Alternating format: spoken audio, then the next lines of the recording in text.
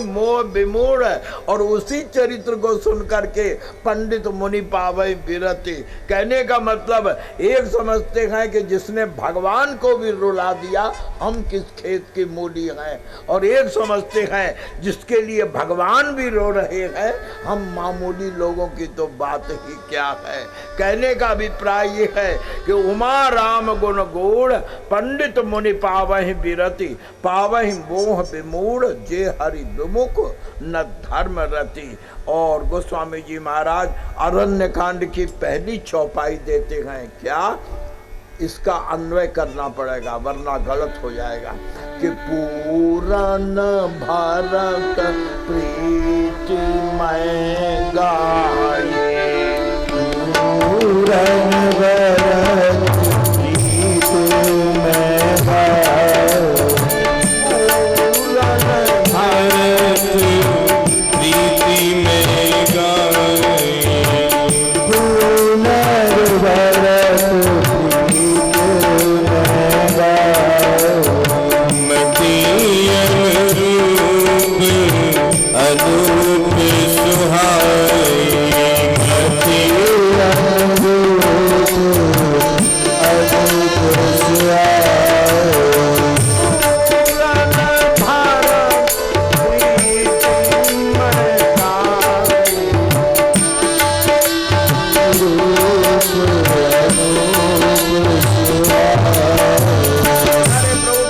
टीकाकारों ने अर्थ किया है चौपाई का, पूर्ण भरत प्रीति मैं गाई। मैंने भरत की प्रीति को पूर्ण रूप से बखान किया है।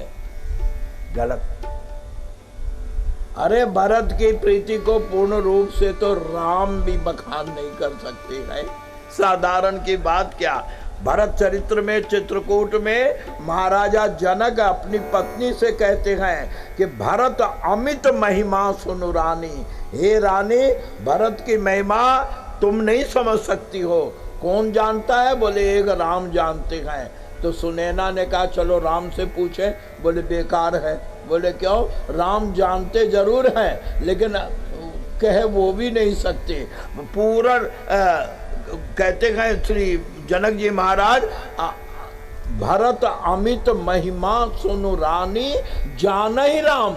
राम जानते तो है पर न सके बखाने। राम भी नहीं बखान सकते हैं तो तुलसीदास कैसे बखानेंगे? तो इसका अर्थ क्या होगा? पूरन भरत प्रीति मैं गाई मति अनुरूप अनूप सुहाई। मैं मति अनुरूप भरत पूरन प्रीति अनूप सुहाई गाई। अन्वय ये होगा कि मैंने जो भरत की प्रीति पूर्ण है, अनूप है और सुहाई है, उसे मैंने मति अनुरूप यानी अपनी मति के अनुसार मैंने उसको गाई है। यानी भरत की प्रीति तो पूर्ण है, मैंने पूर्ण नहीं गाई। तो कहते हैं मैं मति अनुरूप अनूप सुहाई पूर्ण भरत प्रीति गाई। मैंने मति अनुसार भरत के पूर्ण प्रीति को जो अनूप है और सुहाई है उसे अपनी बुद्धि के अनुसार मैंने गाई है। और भरत के लौट जाने के बाद, भरत के अयोध्या वापस होने के बाद भगवान राम चित्रकूट में किस तरह रहते हैं ध्यान दीजिए। भरत के आने के पहले राम चित्रकूट में रहते थे और भरत के जाने के बाद भी राम जी चित्रकूट में रहते हैं, लेकिन दोनों में फर्क है। क्या? जब तक भरत नहीं आए थे तब तक राम कैसे रहते थे? सीता अनुज सहित प्रभु राजत रुचिर निकेत जिमि बासव बस अमरपुर सची जयंत समेत। यानी जब तक भरत नहीं आए थे तब तक राम का जीवन क्या था? जैसे इंद्र में सची और जयंत के साथ इंद्र इंद्रासन में रहता है, उसी तरह राम चित्रकूट में लक्ष्मण और जानकी के साथ विहार करते हैं। लेकिन जब भरत आकर गए, भरत मिले राम से आकर, तब गोस्वामी जी कहते हैं क्या, लसत मंजु मुनि मंडली मध्य सीय रघुचंद ज्ञान सभा जनु तनु धरे भगत सच्चिदानंद। यानी भरत से मिलने के पूर्व राम की स्थिति इंद्र के समान ऐश्वर्य भोग की थी, और भरत से मिलने के बाद भगत सहित जनु सच्चिदानंद शोभित है। अतः गोस्वामी जी महाराज कहते हैं कि भरत के वापस जाने के बाद भगवान राम चित्रकूट में कितने दिनों तक रहे, कुछ पता है? कितने दिन रहे? अच्छा यही बताओ, जंगल कितने दिन को आए? वनवास कितने दिन का है? 14 साल का। हाँ, 14 साल का। तो 14 साल में चित्रकूट कितने दिन रहे? रामायणों से यह पता चलता है, गोस्वामी जी महाराज एक चौपाई में बता देते हैं, यानी 14 वर्ष में 12 वर्षों तक राम चित्रकूट में ही विहार करते रहे। बाकी लीलाएं 2 साल में हुई, यानी 14 में 12 वर्ष तक। तुलसीदास जी महाराज कहते हैं कि रघुपति चित्र कूट बसी नाना चरित किए सोची सुधा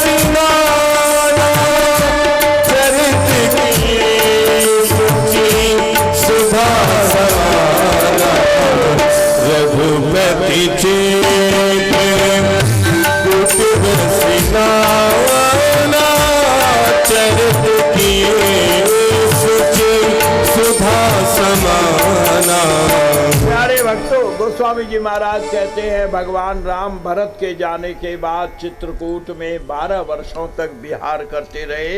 रघुपति चित्रकूट बसी नाना चरित किए शुचि, यानी पवित्र और सुधा समाना। क्या चरित्र किए? प्रश्न हुआ आखिर 12 वर्षों तक क्या करते रहे? तो गोस्वामी जी महाराज दिनचर्या बताते हैं कि प्रातः काल अयोध्या में तो भगवान राम ब्रह्म मुहूर्त में जगते थे। जरा गोस्वामी जी का कमाल देखिए, अयोध्या में कहते हैं प्रात पुनीत काल प्रभु जागे। पुनीत यानी ब्रह्म मुहूर्त, और जंगल में कहते हैं यहाँ प्रात, पुनीत हटा दिया, यानी जंगल में थोड़ा रिलैक्स हो गए, बजाय 4 बजे के 6 बजे उठते हैं। कहते हैं अयोध्या में पुनीत यानी ब्रह्मुहूर्त में उठ करके, क्योंकि वहाँ मर्यादा थी, लेकिन जंगल में जरा आज़ादी हो गई है। जैसे संडे के दिन लोग जरा निश्चिंत होते हैं, तो कहते हैं यहाँ प्रात जागे रघुराई, यानी अयोध्या में ब्रह्मुहूर्त में और जंगल में प्रात यानी 6 बजे जग कर क्या करते हैं? बोले स्नान करके से भगवान शंकर का पार्थिव यानी मंदाकिनी की मिट्टी से ही शंकर की मूर्ति बनाते हैं और अभिषेक करते हैं। तब मज्जन करी रघुकुल नाथा पूज पार्थिव नायव माथा, यानी रोज प्रातः काल भगवान शंकर की मूर्ति बनाते हैं, मंदाकिनी की मिट्टी से पूजा करते हैं, विसर्जन करते हैं, दोपहर का भोजन करके विश्राम, 3-4 बजे टहलने निकल जाते हैं। राम और लक्ष्मण संध्या के भोजन की व्यवस्था में निकल जाते हैं। जानकी कुटिया की संभाल में रहती हैं और जब राम टहल कर लौटते हैं तो खाली हाथ नहीं लौटते हैं, तो राम जी के बलकल में काफी फूल होते हैं, यानी जंगल से प्रभु अपनी पसंद से फूल चुन चुन करके लाते हैं। ये रोज का काम है। सवेरे दोपहर तक शंकर का पूजन, भोजन, विश्राम, सायंकाल वन भ्रमण करते हुए पुष्पों का चयन और फूल चुनकर लाते हैं और लाकर उन फूलों को क्या करते हैं, फूलों से देवी की पूजा करते हैं। किस देवी की? आजकल के मॉडर्न लोग कहेंगे ये तो हमसे भी आगे राम जी निकल गए। बोले क्यों? रोज फूल लाते हैं और पूजा किसकी करते हैं? गोस्वामी जी कहते हैं निज कर भूषण राम बनाए। राम जी उन पुष्पों से सुंदर सुंदर आभूषण बनाते हैं। गेंदे का शीश फूल, गुलाब का शीश फूल बना देते हैं, रजनीगंधा की कभी तगड़ी बना देते हैं। गोस्वामी जी महाराज कहते हैं कि जैसे जैसे फूल मिलते हैं वैसे वैसे कभी कंगन, कभी बाजूबंद, कभी कमर का, यानी अनेक प्रकार के भूषण पुष्पों से बनाकर भगवान राम जानकी को पहनाते हैं।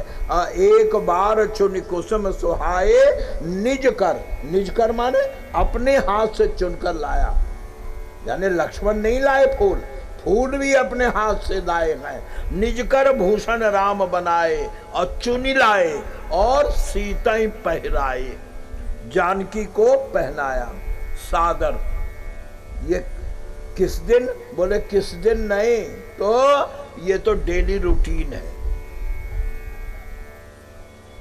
सुबह स्नान करके शंकर का पूजन और मध्याह्नोत्तर पुष्प ला करके पुष्पों से आभूषण बना करके जानकी का श्रृंगार, और इसी तरह से प्रतिदिन इनकी दिनचर्या चल रही थी। गोस्वामी तुलसीदास जी महाराज कहते हैं लेकिन एक दिन दिनचर्या में विक्षेप पड़ गया, इसीलिए एक बार शब्द दिया। मानस में जहाँ जहाँ एक बार शब्द मिले समझ लेना कोई घटना घटी है। एक बार त्रेता युग माही, एक बार आवत शिव संगा, एक बार भूपति मनमाही, एक बार रघुनाथ बुलाए। इस तरह जितने एक बार शब्द हैं वो किसी न किसी विशेष घटना को सूचित करते हैं। तो तुलसीदास जी कहते हैं फूल तो रोज चुनकर लाते थे, लेकिन एक दिन की घटना है कि एक बार चुने कुसुम सुहाए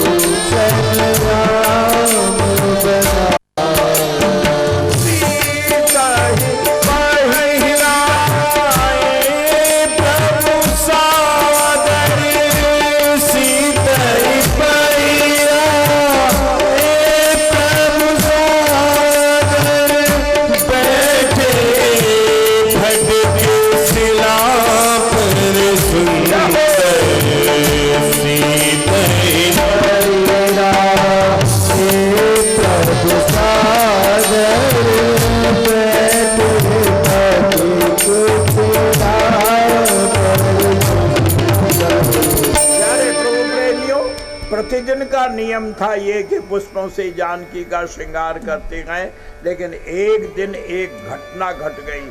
और इसीलिए गोस्वामी जी एक बार शब्द देकर उल्लेख करते हैं कि एक दिन जो चुनकर फूल लाया, जानकी को पहनाया, सीता ही पहनाए प्रभु सादर, और पहना करके फटिक शिला पर प्रभु जानकी के साथ बैठे हैं। भक्त दर्शन कर रहे हैं, संत लोग पुलकित हो रहे हैं कि अचानक एक घटना घट गई। क्या घटना घट गई? गोस्वामी जी कहते हैं देवराज इंद्र का पुत्र जिसका नाम जयंत था, गोस्वामी जी महाराज कहते हैं कि वह इंद्र का पुत्र जयंत अचानक सूरपति सुतधर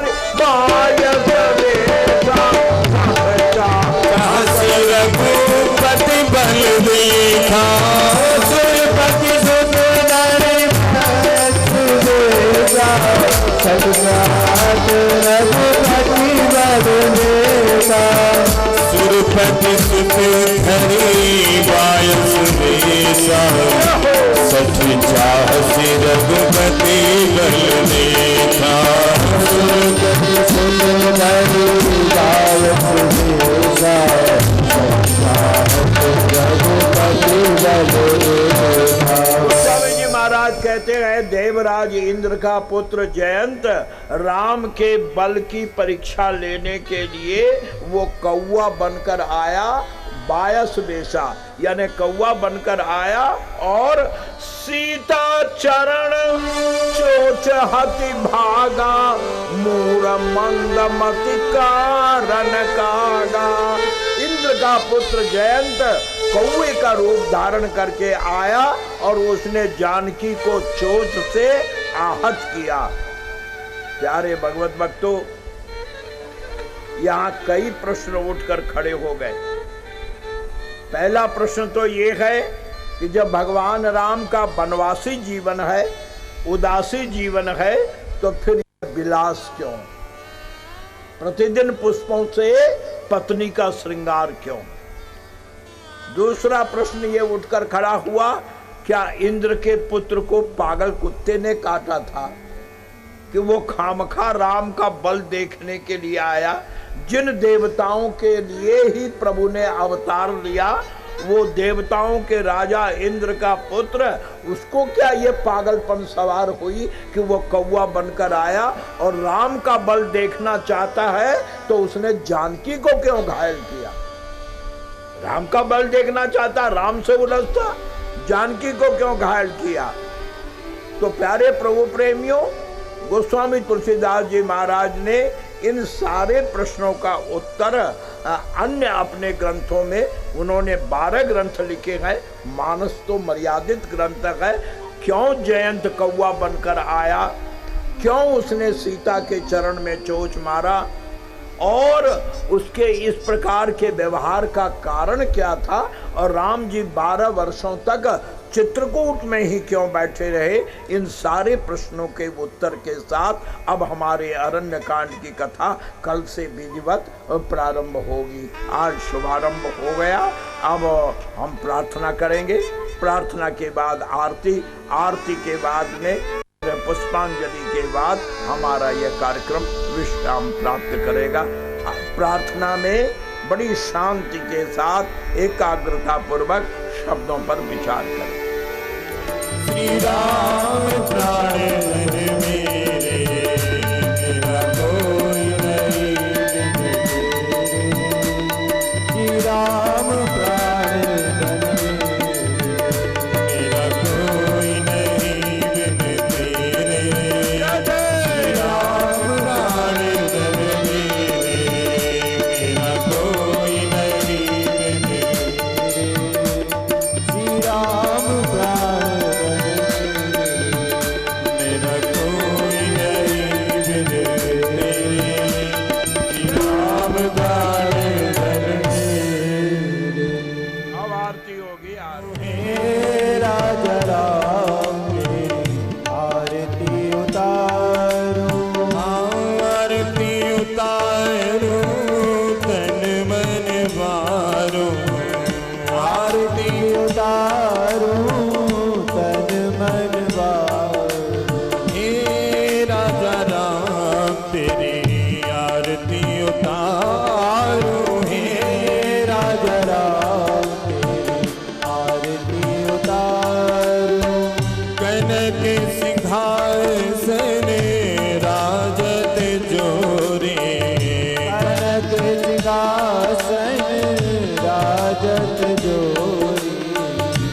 दशरथ नंदन जनक किशोरी दशरथ नंदन जनक किशोरी हे राजा राम तेरी आरती उतारो हे राजा राम तेरी आरती उतारो राम बागे शोभित जग जननी राम बागे शोभित जग जननी चरण विराजत सुत अंजनी चरण विराजत है सुत अंजनी राजा राम तेरी आरती उतारो हे राजा राम तेरी आरती उतारो आरती उतारो तन मन बारू आरती उतारो तन मन वारो हे राजा राम तेरी आरती उतारो हे राजा राम श्री राम जय राम जय जय राम श्री राम जय राम जय जय राम श्री राम जय राम जय जय राम श्री राम जय राम जय जय राम श्री राम जय राम जय जय राम श्री राम जय राम जय जय राम श्री राम जय राम जय जय राम श्री राम जय राम जय जय राम श्री राम जय राम जय जय राम श्री राम जय राम जय जय राम श्री राम जय राम जय जय राम श्री राम जय राम जय जय राम श्री राम जय राम जय जय राम श्री राम जय राम जय जय राम श्री राम जय राम जय जय राम श्री राम जय राम जय जय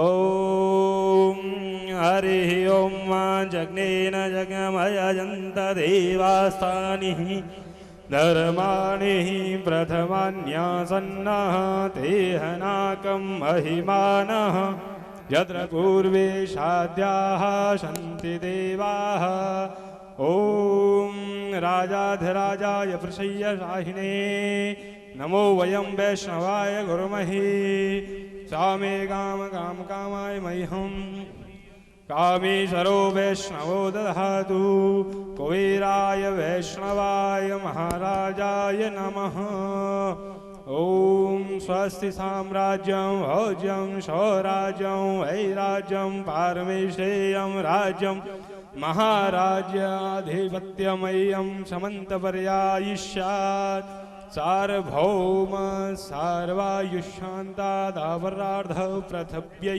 समुद्राः पर्यन्ता एकराडितिः तदप्येषः श्लोकोऽभिगतो मरुतपरिवेष्टदारो मरुतस्यान् संग्रहे आवीक्षितस्य कामप्रविविश्वे देवाः सभासद इति ओम विश्वतक्षुरत विश्वतो मुखो विश्वतो बाहुरुद्रद विश्वतपातः संबाहुभ्यां मतिः यवन्त देव एकः ओम एकदन्ताय विद्महे वक्रतुण्डाय धीमहि तन्नो दन्ति प्रचोदयात् ओम तत्पुरुषाय विद्महे महादेवाय धीमहि तन्नो रुद्र प्रचोदयात्। ओम श्री रामचंद्राय विद्महे दशरथात्मजाय धीमहि